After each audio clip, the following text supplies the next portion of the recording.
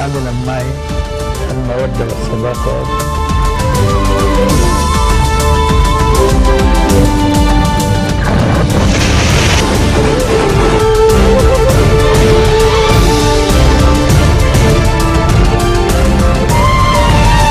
Bonjour à tous, merci de nous rejoindre sur Futur TV pour cette nouvelle édition de la rédaction. Tout de suite les titres.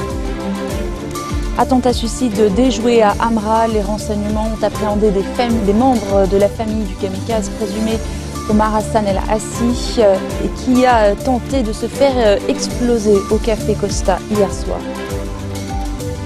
38 ONG manifestent pour la tenue en temps et en heure des législatives et sur la base d'une nouvelle loi électorale basée sur la proportionnelle. Quelques bureaux de vote. Les Français appelés aux urnes ce dimanche pour choisir le candidat à la gauche aux élections présidentielles. Une primaire marquée par une participation plus faible qu'il y a 6 ans, en 2011. On débute donc ce journal par cet attentat suicide déjoué in extremis à Beyrouth dans le quartier de Hamra hier soir. Au lendemain de cette tentative, les renseignements ont appréhendé des membres de la famille du kamikaze présumé, notamment le frère de Omar Hassan El Assi. Omar Hassan El Assi est originaire de Saïda. Vers 22h30 hier soir, il s'apprêtait à déclencher sa ceinture d'explosifs dans ce café fortement fréquenté, le café Costa. Il a été intercepté par les FSI alors qu'il tentait d'entrer dans le bâtiment. Blessé, il a ensuite été transporté à l'hôpital. Sa maison a également été perquisitionnée à Beyrouth. Le Premier ministre Saad Hariri s'est félicité de cette opération. Le chef du gouvernement a salué les efforts des services de renseignement de l'armée et des FSI. Notre union protège le pays et les citoyens, a-t-il écrit sur son compte Twitter. La société civile s'empare du dossier de la loi électorale. Une marche a été organisée à Beyrouth à l'initiative de plusieurs associations. 38 ONG participent à cette campagne baptisée « Un Parlement pour tout le Liban ». Elle réclame la tenue en temps et en heure des législatives et sur la base d'une nouvelle loi électorale basée sur la proportionnelle. Le cortège est parti du siège du ministère de l'Intérieur en direction de la place Riyad El Solh au centre-ville. Dans la journée, plusieurs responsables politiques se sont exprimés sur ce sujet, dont Mohamed Fnech, ministre de la Jeunesse et des Sports. Le représentant du Hezbollah s'est dit en faveur de la proportionnelle. Il a souligné toutefois que son parti ainsi que le mouvement Amal pourraient être lésés par ce mode de scrutin. Restez des nôtres, on se retrouve dans quelques instants.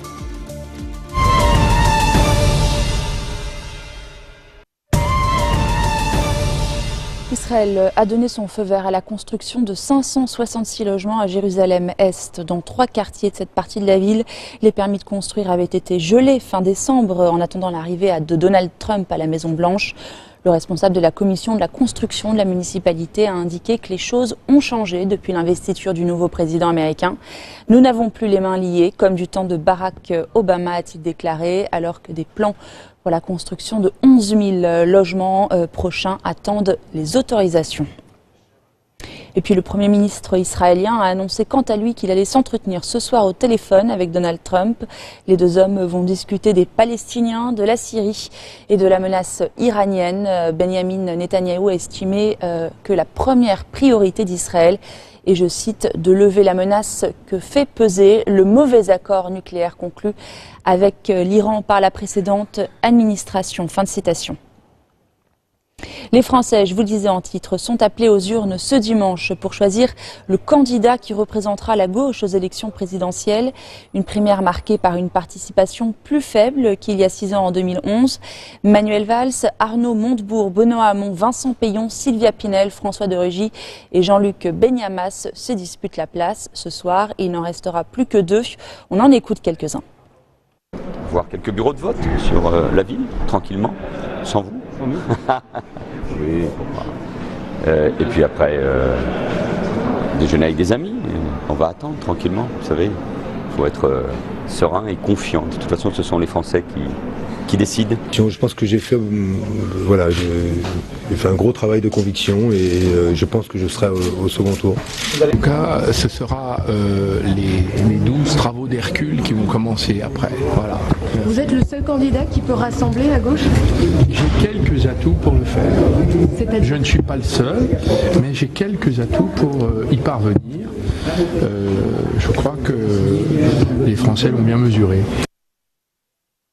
L'ancien président Yahya Jammeh a quitté la Gambie pour la Guinée équatoriale. Après 6 semaines de crise politique, il a accepté de céder le pouvoir à son successeur Adama Barrow, élu le 1er décembre dernier. Yahya Jammeh s'est retiré du jeu. Il a quitté la Gambie samedi soir dans un avion privé et dans une ambiance tendue. Première escale en Guinée-Conakry avant d'embarquer à bord d'un second avion, direction la Guinée équatoriale cette fois. Son départ avait été annoncé dans la nuit de vendredi à samedi suite à la médiation puis la pression de la CEDEAO qui avait menacé de déloger le président sortant par la force si nécessaire. Yahya Jammeh avait initialement reconnu sa défaite lors des élections de décembre avant de faire volte-face et de contester les résultats. Finalement, le président sortant, en poste depuis 1994, a accepté de céder son fauteuil à Adama Barrow. Pour le président investi, ce jour est historique. C'est un jour très important pour la Gambie. 22 ans est une période très longue. Et maintenant, les Gambiens sont unis en vue d'agir pour le changement. Adama Barrow, toujours en exil au Sénégal, ne sait pas encore quand il pourra rentrer en Gambie. Nous avons rencontré le président Adama Barrow, qui souhaite le plus rapidement possible pouvoir aller à Banjul. Mais la stratégie veut qu'on puisse sécuriser d'abord Banjul et l'ensemble du pays avant que le président Adama Barrow. Pendant la crise, plus de 45 000 personnes ont fui la Gambie. 2 mois après le crash en Colombie, l'équipe de Chapecoense retrouve le terrain. Un match hier marqué par beaucoup de larmes et d'émotions. David Gilbert. L'enceinte du stade de Chapeco débordait d'émotions ce samedi après-midi.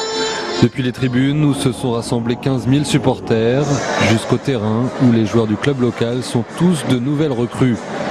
Il a fallu reconstruire entièrement l'équipe, décimée par le crash aérien du 28 novembre, alors qu'elle se rendait en Colombie pour jouer la finale de la Coupe sud-américaine.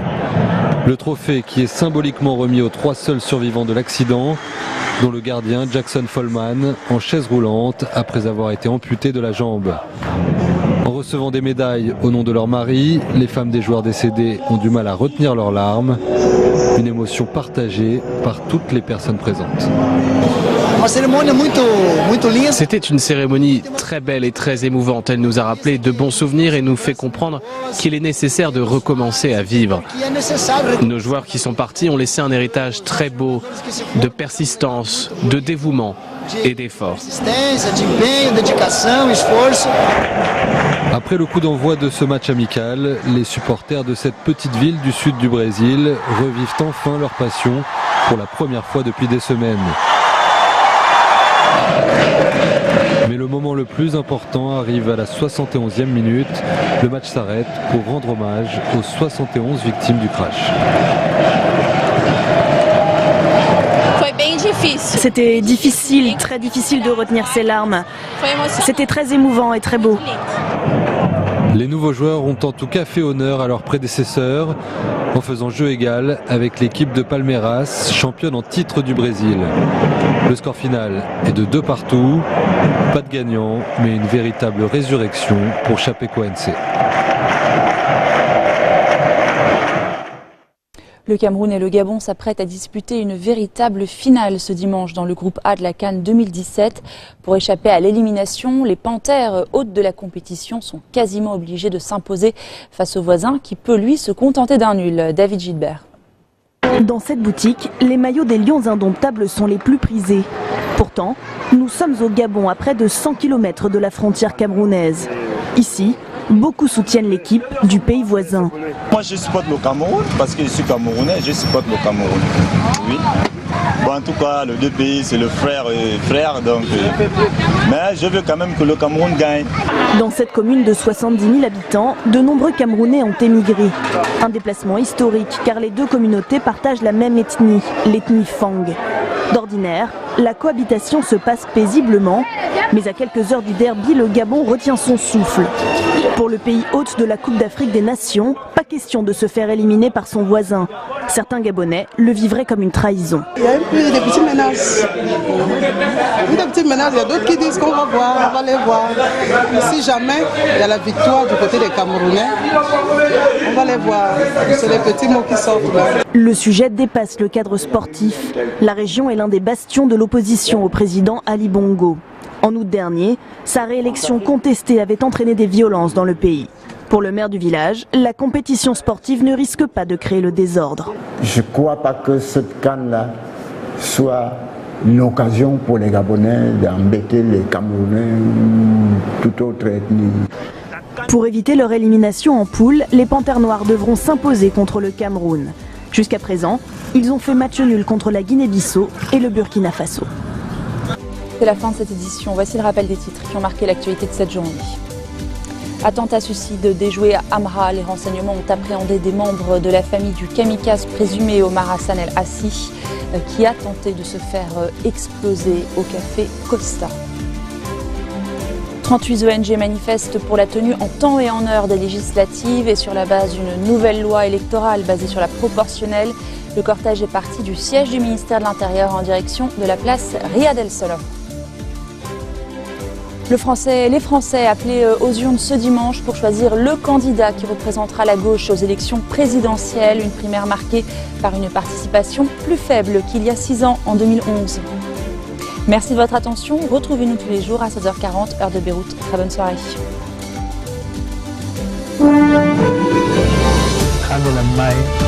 المودة والصداقة